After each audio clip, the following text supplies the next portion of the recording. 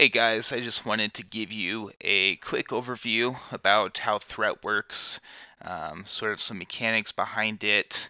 It's not something often talked about, so I figured we should get into some of the details and finer points before we start this next phase, since, as Yoshi's pointed out, it's going to be a major mechanic this whole next phase. So the first thing is we need to talk about is that threat is not an abstract idea. It is a specific number. It's not as simple as, well, just have aggro, just have threat. It's a specific value, just like DPS, that needs to be managed throughout the entire fight. So question is, how do we generate threat? Pretty much everything you do is going to generate threat in one way or another. For damage dealers, one threat, you're going to get one threat point for every point of damage you do. Healers is half that. You get 1 point of threat for every 2 healing. Overhealing does not count toward that, so if your heals over time are on 8 different people and they're at full health, that those extra ticks are not going to count toward your threat. So you can rest easy about that. But also, I may not know this, resource gains do also generate threat. The most common is going to be mana potions. It's going to generate threat the same rate as healing. Half a point of threat for every mana. So that's going to be mana potions, going to be spell gems, anything like that. I think life tap is going to generate threat as well. So just something to be careful of for a, I guess, less frequent, just good to know basis. Rage potions, I think it's thistle teas for rogues. Those are all going to give 5 points of threat for every point of resource generated. So that can turn into a lot of threat very quickly. So what's the difference between threat and aggro? Threat is the number, aggro is the actual being the target of the boss. The person who pulls the boss is going to have aggro right off the bat, but whoever has aggro can change throughout the encounter due to how threat works. So, how do you pull aggro? There's actually 2 different values. If you are ranged or in range, melee range, if you exceed the tank's threat by 10%, you will have aggro. It's going to be a little bit more leeway for ranged as well as healers, so long as they stay in range outside of melee. They actually can exceed the tank's threat by up to 30% before pulling aggro. In sort of my research putting this together, it wasn't really clear what constitutes as ranged, but I expect 8 yards, since that's kind of outside of melee range. Starts to get in range for, I know, hunters and stuff.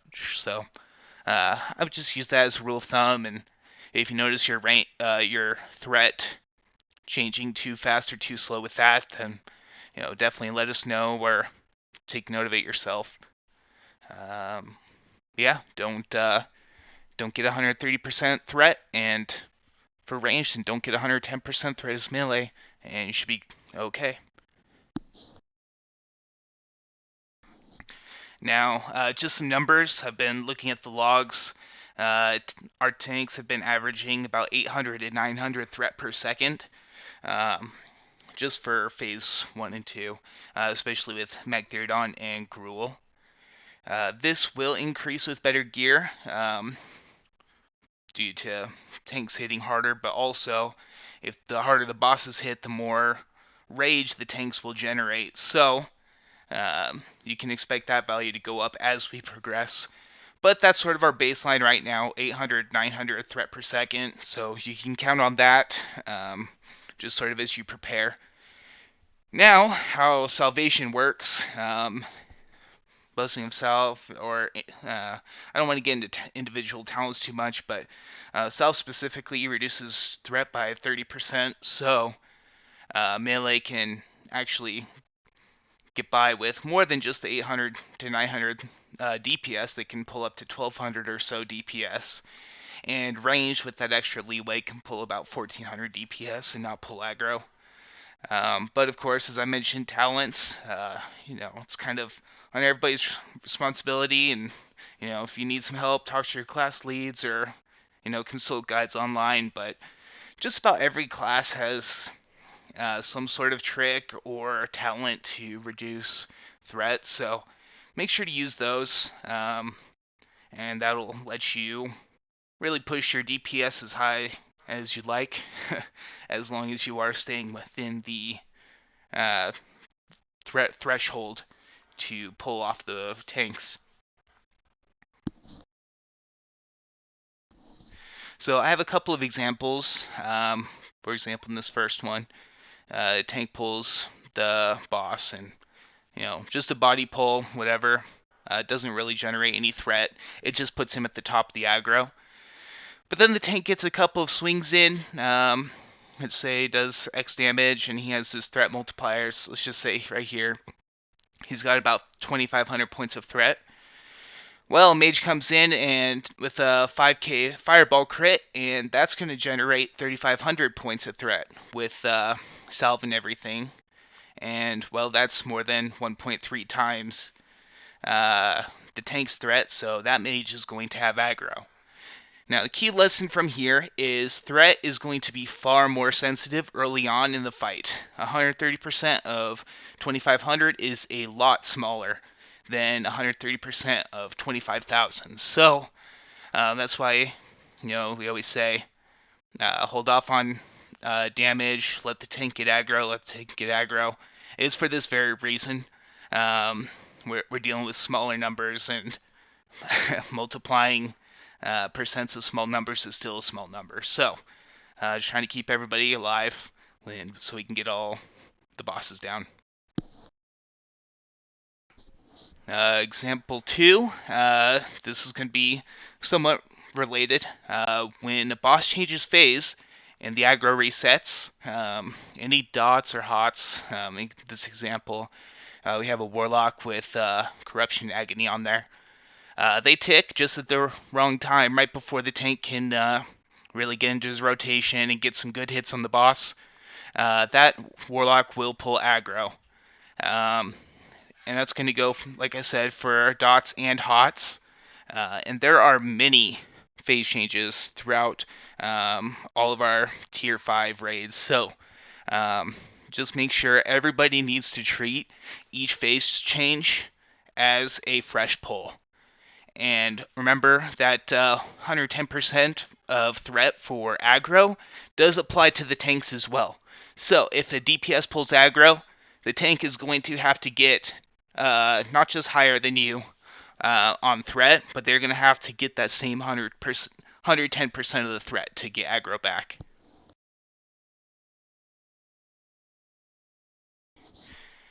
And this third example is just a quick overview of how taunt works exactly.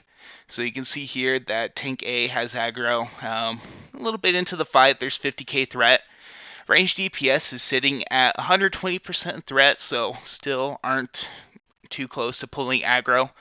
Let's just say they have 60,000 threat points. Well, tank B, it's their turn to tank, so for the tank swap, they taunt, and their threat, let's say they started with 30,000 points. Taunt is going to get set to the threat of the current target. So tank B is going to get 50,000 threat, and the DPS, their threat is entirely unchanged. They will still be at 120% threat. So the quick takeaway from here is with the tank swap, even with tanks swapping and taunting and going through their rotation to hold aggro, the tanks taunting off of each other does not necessarily mean that DPS is totally off the hook on watching their threat. in this scenario, the range DPS is still, 10% threat away from pulling aggro. So even with the taunts in this situation, they need to be careful and aware. So quick TLDR, aggro management is going to be vital phase 2. If some of you played Classic, there was a Fury prospect that became very mainstream. That does not exist. It was nice in Classic. It very much bypassed the main mechanic of vanilla, which was threat management. This is going to be much more of a true vanilla experience because there is no, you know, meme spec, I guess, of Fury Prot that totally bypasses it. So this might be a new experience to a lot of you. Again, the quick numbers to remember: melee pulls threat at 100, or pulls aggro at 110% threat. Ranged pulls aggro at 130% threat. Aggro is harder to manage at lower threat values, and so both at the initial pull and at aggro resets, it is very important to watch your threat because one crit really can go a long way. And then lastly, don't just assume that because your tank has aggro you are safe. Look at the threat value. This goes back into those tank swaps and taunts. Taunt really only affects the person with aggro, not necessarily the person with the highest threat value. And if anything is still unclear, please ask. We can always go look and do some research for you, or like I did, to double check and verify some values for healing. We can even set up some scenarios where we can do tests in game. Both are available, so this is a team effort, so we can make information a team asset. So definitely ask if you have any questions. So just here's a couple of threat tables I pulled from some of our raids. This is last week's gruel. You can see here that a few things. You can see the tanks right here at the top. Everybody was doing pretty good here on keeping under there in threat. You can see if you die, your aggro drops to 0. But what I really want to focus on is right here. You can see the first 30 seconds of the encounter. Look at how close everybody's threat is. Everybody's all neck and neck. So we did a really good job. Nobody pulled. You can see a couple of people got really close to the tank's threat. But, if you remember, getting a higher threat value than the tank doesn't necessarily mean a pull. You have to exceed the tank's threat by a certain amount. So realistically, this is not the best case scenario, but it really does work just fine, so long as people manage their threat and adjust their rotation kind of as they see them getting a little bit more threat than they probably should be. Then similar thing, here's the threat table from last week's mag.